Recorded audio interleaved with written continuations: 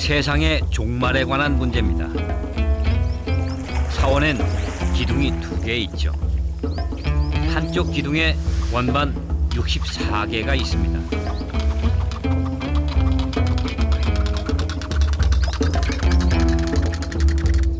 이것을 오른쪽 기둥으로 모두 옮기는 날 세상의 종말이 옵니다. 조건이 있습니다. 원반을 옮길 때 큰 것이 작은 것 위로 올라오면 안 됩니다. 그래서 보조로 사용할 수 있는 기둥이 있죠. 몇 번이면 64개의 원반을 모두 옮길 수 있을까요? 먼저 원반 하나부터 해볼까요? 원반 하나를 옮기는 데는 한 번이면 족합니다. 2개면 어떨까요? 하나, 둘. 이건 규칙에 어긋나죠? 큰 원반이 위로 가면 안 됩니다. 한 번, 2번, 3번. 이번엔 원반이 3개입니다. 원반이 3개일 때는 몇 번이 필요할까요? 1번, 2번, 3번, 4번, 5번, 6번, 7번. 3개는 7번 만에 옮겼습니다. 원반이 하나일 때는 1번, 둘일 때는 3번, 셋일 때는 7번. 이렇게 64개의 원반을 모두 해봐야 될까요?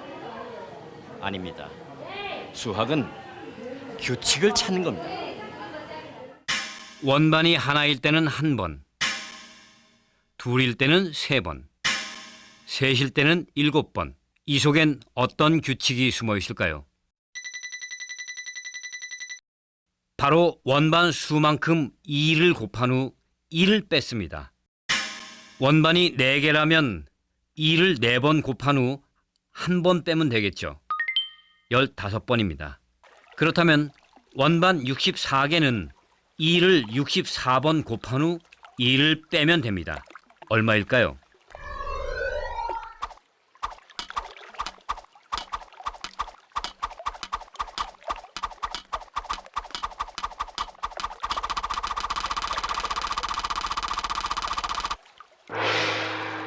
(1844경 6744조 737억 955만 1615번입니다) 1초에 한 번씩 옮긴다 하더라도 5849억 년이 걸립니다. 인도인들은 큰 수에 대한 그칠 줄 모르는 갈망이 있었습니다. 큰 수는 영원에 대한 갈망입니다. 생은 죽음과 함께 끝나는 게 아니라 계속 무한히 반복된다고 인도인들은 생각합니다. 무한한 생 중에 지금 이 생은 아주 찰나입니다. 그래서 그들은 겉모습에는 관심이 없습니다.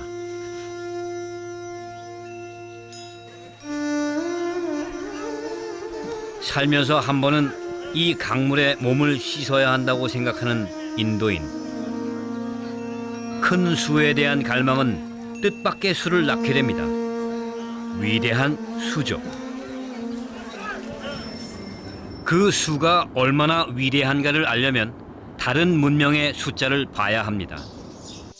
우리는 인류 역사상 가장 오래된 숫자 중 하나가 이 땅에서 생긴 걸 압니다. 그들은 아름다운 상형 문자로 숫자를 표현했죠. 새로운 사물이 생기면 문자를 만들어 붙이듯 숫자도 그렇게 했습니다. 1은 작대기 하나입니다. 2은 2개, 9가지는 작대기로 쓰는데 10, 100, 1000 등은 또 다른 문자입니다. 분수도 다 만들었습니다.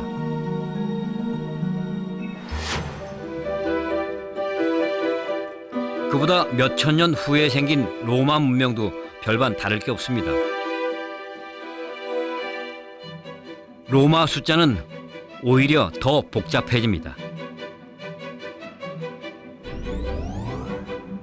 이게 숫자입니다. 1828을 이렇게 썼죠. 로마 문명은 5단위로 숫자를 만들었는데요.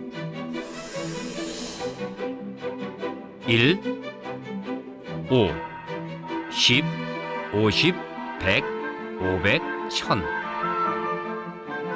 필요한 숫자가 생기면 그때마다 만들어서 썼습니다. 메소포타미아의 숫자, 마야 문명의 숫자, 심지어 음수가 있었던 중국의 숫자도 그랬습니다. 새로운 문자를 만들어 썼죠. 모든 문명에서 시작한 자연수와 분수, 그리고 중국이 발견한 음수. 인류는 오랜 시간 동안 수의 지평을 넓혀왔습니다. 그러나 가장 늦게 태어났지만 가장 중요한 수가 바로 지금 제 눈앞에 있습니다. 약 1200년 전에 지어진 사원입니다. 관리오르 성 수백 개 사원 중에 여기만 자물쇠가 채워져 있습니다.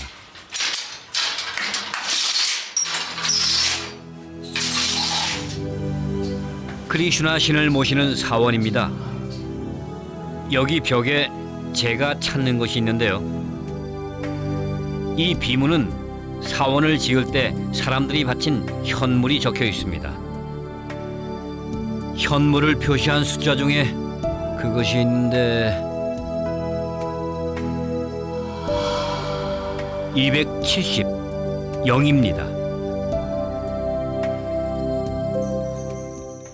우리가 쓰는 숫자는 인도에서 나왔습니다. 오늘날 아라비아 숫자라고 불리는 숫자들은 사실 인도인들이 만든 거죠. 그리고 숫자를 쓰는 기수법도 그들이 만들었습니다. 브라마굽타는 이런 수체계가 존재하는 나라에서 수학을 했습니다. 우선 인도는 1부터 9까지 다 다른 수를 썼습니다. 인도 숫자의 놀라운 점은 그 다음 숫자를 쓸 때 나타납니다. 새로 숫자를 만들지 않고 앞에서 썼던 숫자를 다시 가져옵니다. 이 1은 앞에 1이랑 모양은 같지만 가치는 다르죠. 1 뒤에 위치한 0 때문입니다.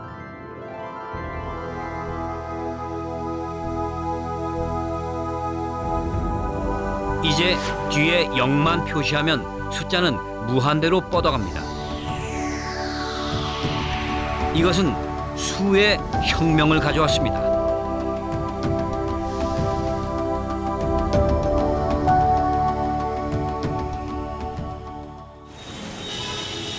인도 숫자는 아라비아를 거쳐 유럽으로 갑니다. 그 때문에 아라비아 숫자라는 이름이 붙어버립니다. 인도 사람들은 가장 큰 저작권을 뺏겨버린 셈이죠. 모래알같이 많다. 이제 우리는 그 말을 수로 바꿀 수 있습니다. 이 모래 알갱이들, 혈액 속의 적혈구, 하늘의 별들, 이 숫자를 가지고 나서야 우리는 더 거대한 곳으로 다가갈 수 있게 됐죠. 가장 작은 0을 만들고서 큰 수를 표현할 수 있게 된 건 참 아이러니한 일입니다. 0은 없음입니다.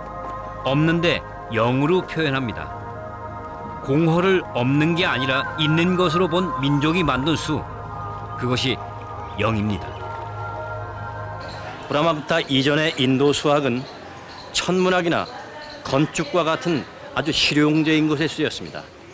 하지만 브라마굽타는 수학만을 독립적으로 떼내어서 고민하기 시작했죠. 그리고 그는 수학 역사상 가장 위대한 발견을 하게 됩니다. 628년 우자인의 천문관장으로 있을 때 브라마굽타는 한 권의 책을 씁니다. 브라마 수프타 시단타, 천문학에 관련된 책이었습니다.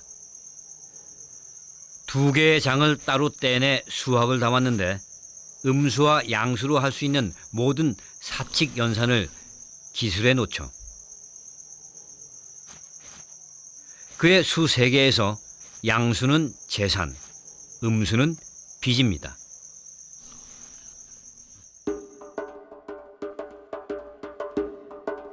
재산은 파란색, 빚은 갈색 바구니라고 합시다. 먼저 재산에 재산을 더하는 경우입니다. 재산은 한 만큼 늘어납니다. 마찬가지로 빚에 빚을 더하면 빚이 더 생깁니다.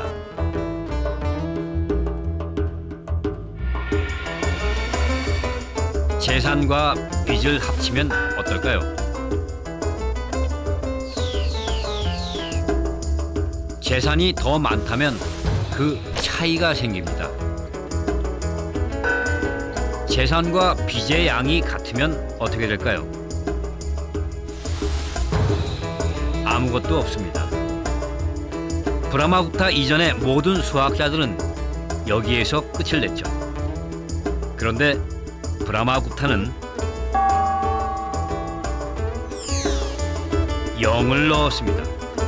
이것으로 0이 수학 안으로 들어오게 됩니다. 0을 계산에 넣은 최초의 수학자가 바로 브라마구타입니다. 사람들은 0이 들어간 수식이 이해가 안 됩니다.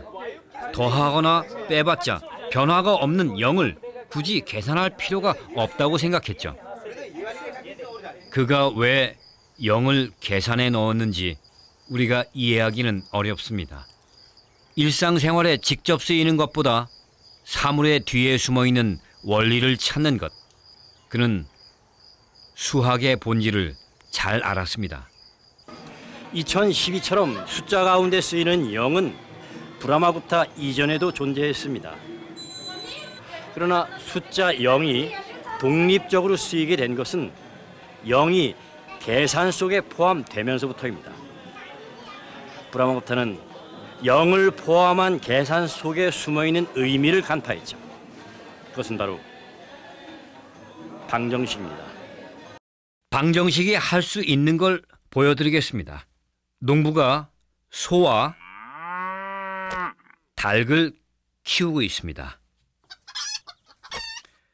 소와 닭을 합치면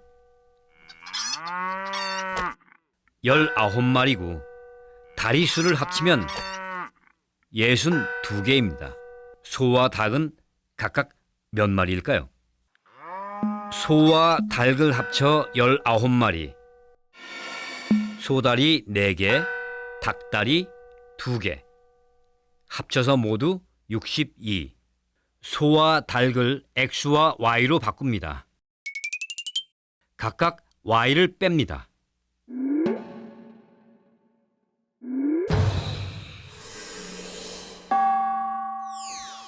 (0입니다) 0이 없었다면 더 이상 계산을 진행할 수 없습니다. 이제 x의 값을 나머지 식에 대입하기만 하면 됩니다.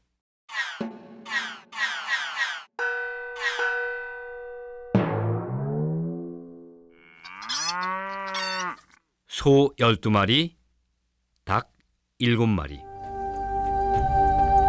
영원한 세계에 대한 동경, 없음. 공허의 존재를 처절하게 깨달은 철학자들만이 그 세계에 가 닿았습니다. 그 깨달음을 인간의 언어로 표현한 것, 그것이 수학입니다.